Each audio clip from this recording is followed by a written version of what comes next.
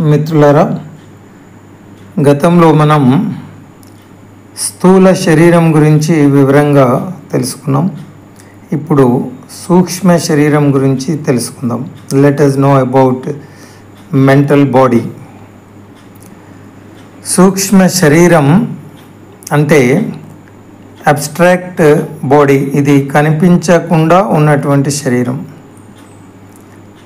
మనస్సు, బుద్ధి, అహంకారం, చిత్తం.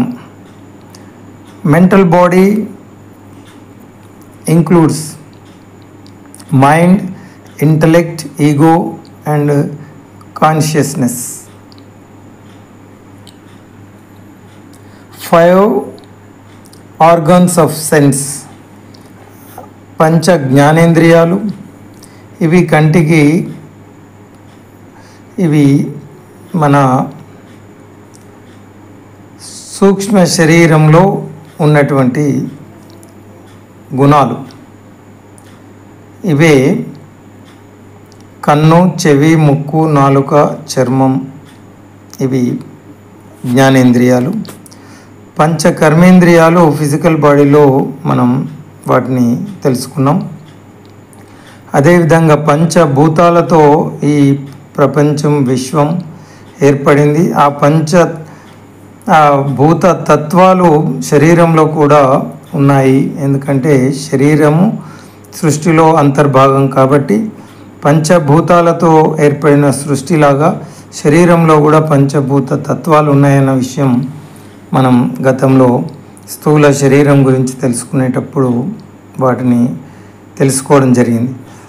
అయితే ఈ ప్రపంచంలో ఉన్న ఈ పంచభూతాలతో ఏర్పడ్డ ప్రపంచాన్ని మనిషి గ్రహించడానికి భగవంతుడు మన శరీరంలో మనకు ఇచ్చినటువంటి అద్భుత సాధనాలు ఇవి. These are the instruments to know or to observe the external world, universe. పంచభూతాలకు ఒక్కొక్క భూతానికి ఒక్కొక్క తత్వం ఉంది. కన్ను, ఇది the eye, the organ of sight having visible forms as its object. ఇది ప్రపంచంలో ఉన్న దృశ్యాన్ని మనకు చూపించే ఒక దృష్టి అనే అద్భుత సాధనం. అంటే పంచభూతాలలో అగ్నికి ఉన్నటువంటి గుణం ఆకారం. ఈ ఆకృతులను, ఈ దృశ్యాలను మనకు చూపించి దాని ద్వారా జ్ఞానాన్ని పొందడానికి భగవంతుడు మనిషికి ఇచ్చినటువంటి అద్భుత సాధనం కన్ను. అదేవిధంగా రెండవది జ్ఞానేంద్రియం చెవి. The organ of hearing having sound as its object. శబ్దాన్ని గ్రహించే అద్భుత సాధనం. పంచభూతాలలో ఆకాశానికి శబ్దతత్వం ఉన్నది. ఆ శబ్దతత్వాన్ని, ఆ జ్ఞానాన్ని మనిషి పొందడానికి మన శరీరంలో భగవంతుడు ఇచ్చినటువంటి అద్భుత సాధనం చెవి. అలాగే ముక్కు, the nose, the organ of smelling having smell as its object. పంచభూతాలలో పృథ్వీ, భూమికి వాసన గుణం ఉన్నది. ఆ పంచభూతాలతో ఏర్పడిన ప్రపంచ వాసన తెలుసుకోవడానికి మన శరీరంలో ఉన్నటువంటి సాధనం ఇంద్రియం ముక్కు. అదేవిధంగా నాలుగవది నాలుక, the tongue, the organ of tasting having flavours as its object. ప్రపంచంలో ఉన్న రుచుల జ్ఞానాన్ని పొందడానికి ఉన్నటువంటి ఇంద్రియం, సాధనం ఈ నాలుక. ఈ రుచి అన్నది నీటికి, పంచభూతాలలో నీటికి ఉన్నటువంటి గుణం, ఇది రుచి. ఆ రుచిని గ్రహించే ఇంద్రియం, సాధనమే నాలుక. ఇక చివరిది చర్మం, skin, the organ of feeling having touch as its object. ఇది గాలికి ఉన్నటువంటి లక్షణం స్పర్శ. ఈ పంచభూతాలలో ఉన్నటువంటి ఈ స్పర్శ జ్ఞానాన్ని పొందడానికి మన శరీరంలో ఉన్నటువంటి అద్భుత సాధనం జ్ఞానేంద్రియం చర్మం.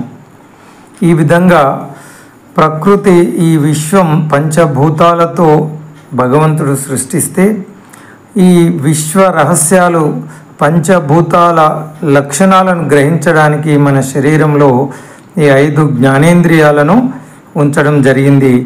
వీటి ద్వారానే మనిషి ప్రపంచ ప్రకృతి విశ్వ రహస్యాలను జ్ఞానాన్ని పొందగలుగుతాడు. కాబట్టి వీటిని జ్ఞానేంద్రియాలు అని పిలవడం జరుగుతుంది. ఇది మన సూక్ష్మ శరీరంలో మనం దీన్ని తెలుసుకోవచ్చు. అదేవిధంగా పంచకోశాలు 5 షీట్స్ శరీరంలో కనిపించకుండా ఉన్నటువంటి ఈ లక్షణాలు అన్నమాట. ఈ కోశాలు ఏంటి అంటే 5 పంచకోశాలు: అన్నమయ, ప్రాణమయ, మనోమయ, విజ్ఞానమయ, ఆనందమయ. ఇవి మన శరీరంలో ఉన్నటువంటి కోశాలు. ఈ పంచకోశ వికాసమే పరిపూర్ణ వ్యక్తిత్వం. మనిషి ఎదగాలి అంటే, వ్యక్తిత్వ వికాసం జరగాలంటే ఈ 5 కోశాలు. అందుకే విద్య పరమార్థం కూడా పంచకోశ వికాసమే. అదే పరిపూర్ణ వ్యక్తిత్వం. కాబట్టి విద్య యొక్క ఉద్దేశ్యం కూడా ఈ పంచకోశ వికాసమే. అన్నమయ, ప్రాణమయ, మనోమయ, విజ్ఞానమయ, ఆనందమయ, ఈ పంచకోశాలు. అదేవిధంగా అరిషడ్ వర్గాలు అంటే 6 అంతర్గత శత్రువులు. ఇది మనిషి ఎదుగుదలను నిలిపివేసే ఒక ఈ గుణాలు అన్నమాట. అంటే మనిషి అభివృద్ధి చెందకుండా అభివృద్ధి నిరోధకాలుగా ఇది మనిషికి అంతర్గత శత్రువులని చెప్పడం జరిగింది. ఇవే కామ, క్రోధ, లోభ, మోహ, మద, మాత్సర్యాలు. The 6 enemies, 6 vices, and refers to the 6 negative qualities that hinder spiritual and personal growth. ఇది ఆధ్యాత్మిక వ్యక్తిగత అభివృద్ధిని ఇవి అడ్డుకుంటాయి. According to Hindu philosophy, these 6 enemies are desire అంటే కామ, యాంగర్ క్రోధ, గ్రీడ్ లోభ, అటాచ్మెంట్ మోహ, ప్రైడ్ మద, అండ్ ఎన్వీ మాత్సర్య. హియర్ ఈస్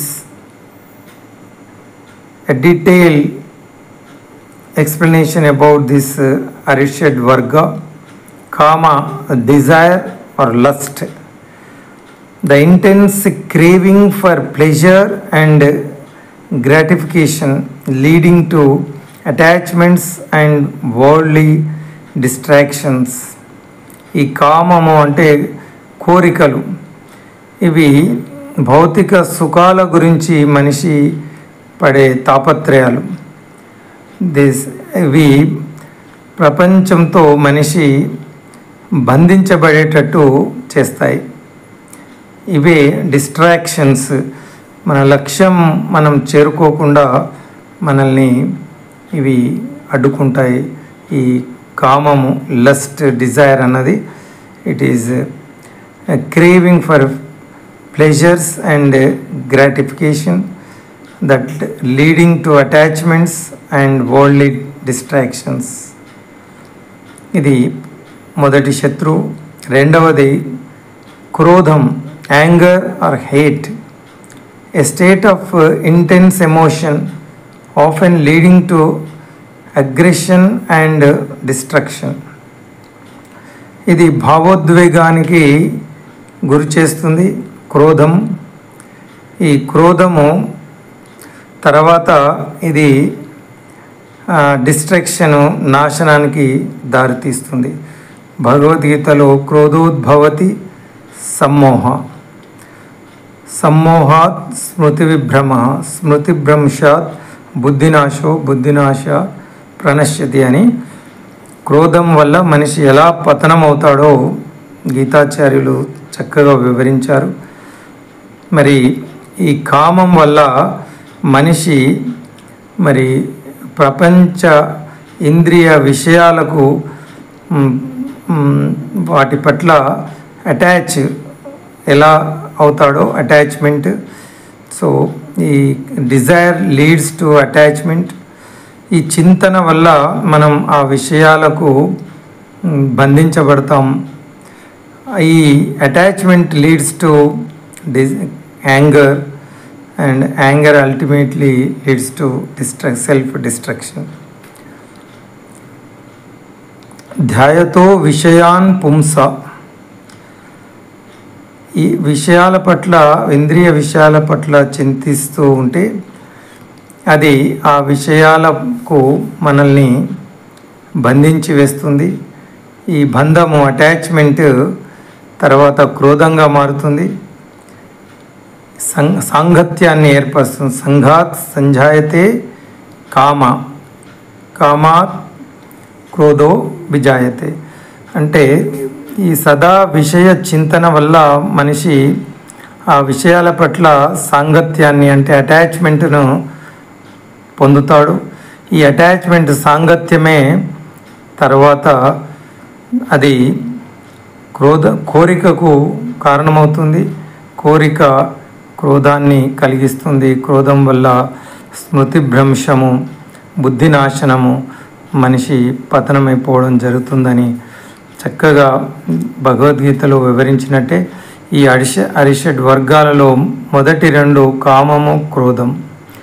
ఇక మూడవది లోభం అంటే greed, the excessive desire for possessions and wealth leading to selfishness and materialism.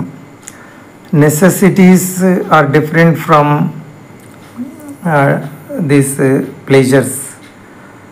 మనిషి జీవించడానికి అత్యవసరమైన అవసరాల గురించి ఆరాటపడితే పర్వాలేదు, కానీ అవసరం లేని వాటి గురించి ఆరాటపడి ఇంకా కావాలనే తృప్తి లేనటువంటి దశ ఈ లోభత్వము అంటాం, గ్రీడ్. ఎంత ఉన్నప్పటికీ అసంతృప్తిగా ఉండడం.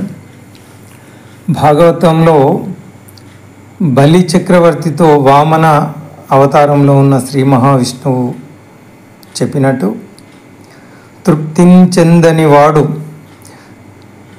మరి మనకు ప్రాప్తమైన ఏ దానితోనైనా తృప్తి చెందనటువంటి మనుషునికి ఈ మనశ్శాంతి ఉండదు అని. వ్యాప్తించెందక భగవక ప్రాప్తం బగులేశమైన 10,000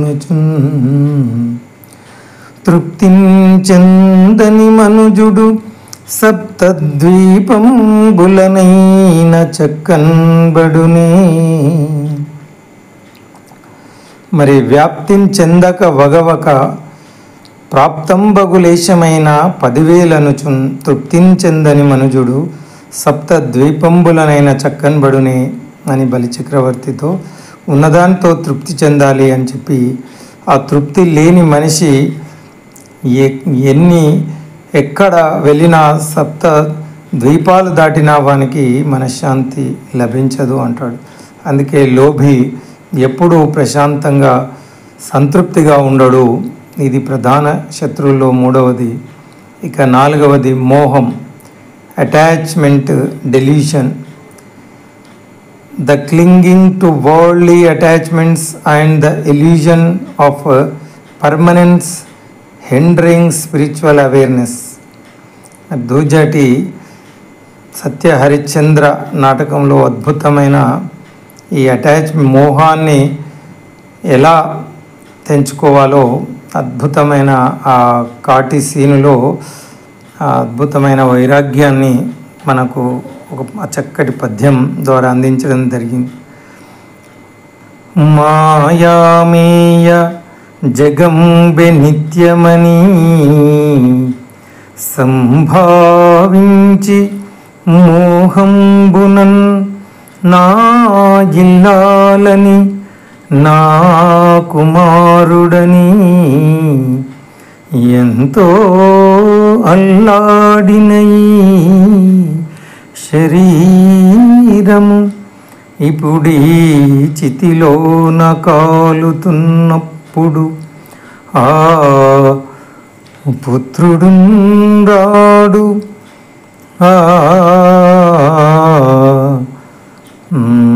భార్యయుం రాదు తప్పింపగన్.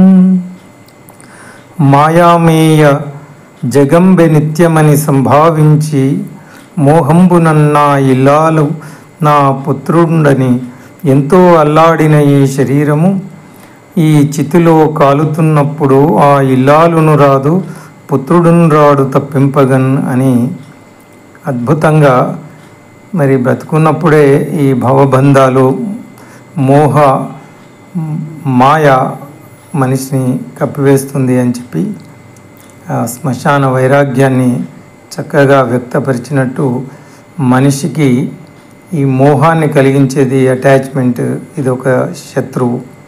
మనం సత్యాన్ని తెలుసుకోకుండా అడ్డుకుంటుంది ఈ మోహం. ఇక ఐదవది మదం, pride, arrogance, an inflated sense of self-importance and ego leading to a lack of humility. ఈ మదం ఆశ్చర్యం, మదం అంటే గర్వం, గర్వాంధకారం మనిషికి ప్రధాన శత్రువు.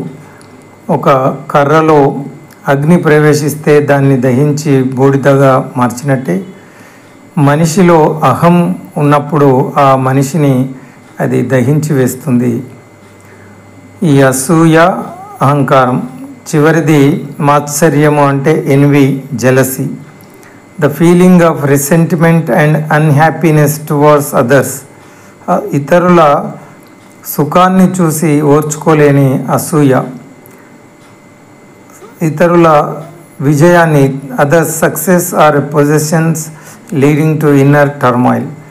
ఇతరుల అభివృద్ధిని, సంతోషాన్ని చూసి ఓర్చుకోలేని తత్వమే అసూయ.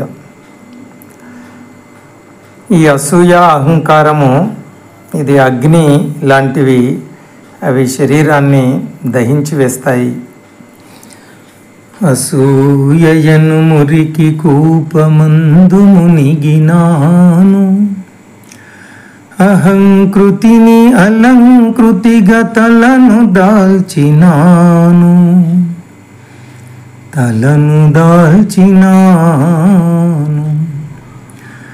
అసూయయను మురికి కూపమందు మునిగినాను, అహంకృతిని అలంకృతిగా తలను దాల్చినాను.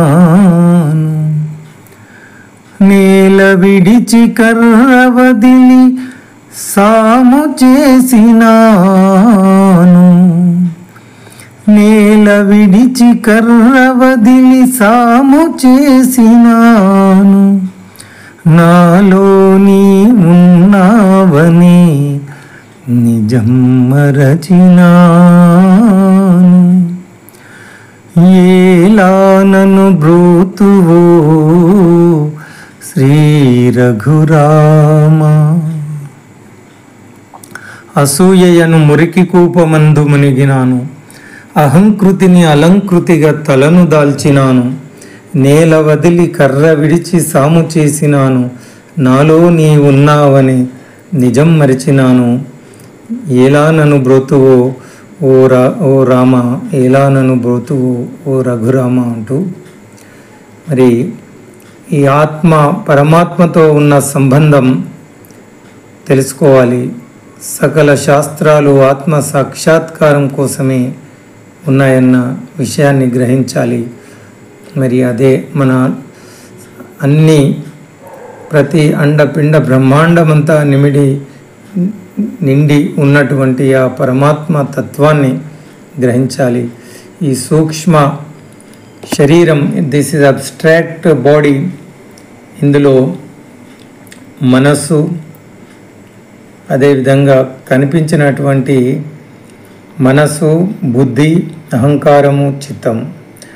మైండ్, ఇంటలెక్ట్, ఈగో, కాన్షియస్నెస్ సూక్ష్మ శరీరం కలిగి ఉంటే వీటిని సూక్ష్మ శరీరంగా మనం భావిస్తే అందులోనే జ్ఞానేంద్రియాలను మనస్సు, బుద్ధి, అహంకారము, చిత్తము, జ్ఞానేంద్రియాలు, పంచకోశాలు, అరిషడ్ వర్గాలు ఇవన్నీ కలిపి మనం సూక్ష్మ శరీరంగా వీటిని తెలుసుకోవాలి.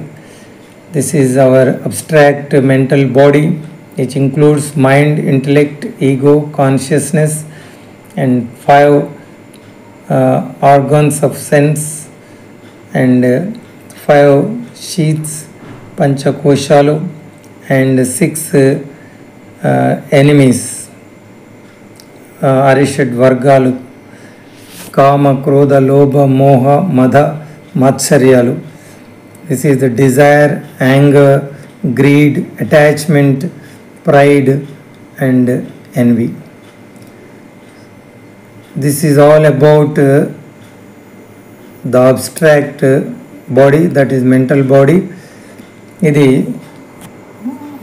మనిషి లోపల ఉన్న 3 రకాల శరీరాల్లో